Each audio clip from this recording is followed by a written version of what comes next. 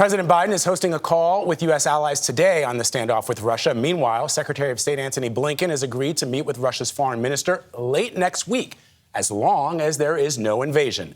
Blinken gave a blistering speech at the UN about the crisis. Weijia Jiang is at the White House with more on these diplomatic efforts. Weijia, good morning. Good morning, Vlad, and good morning to everybody. Despite Russia's escalation, President Biden has not ruled out the possibility of that diplomatic path. CBS News has just learned that Defense Secretary Lloyd Austin is set to speak with Russia's Minister of Defense sometime today. It is part of this administration's full-court press to find an alternative to war. Vice President Kamala Harris and Secretary of State Antony Blinken are in Germany for a security summit, and the stakes couldn't be higher.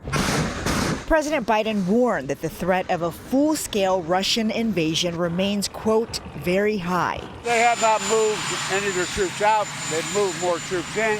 The Russian military has built up nearly 160,000 troops around Ukraine.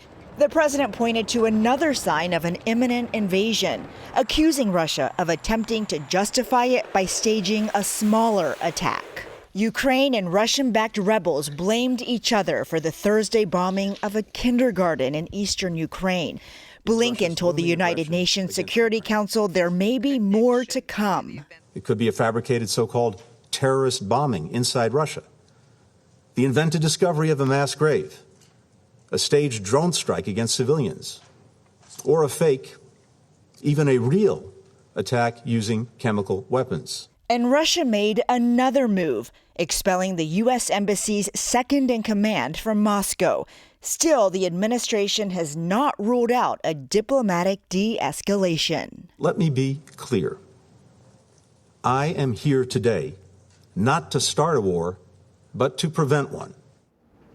In its written response to the security proposals that the U.S. made last month, the Russians warned that they might be forced to use military might if the U.S. and NATO do not agree to keep Ukraine out of the defense alliance forever, which is something they have already said is not an option. Michelle? And as you said, the standoff continues. Weijia Jiang, thank you.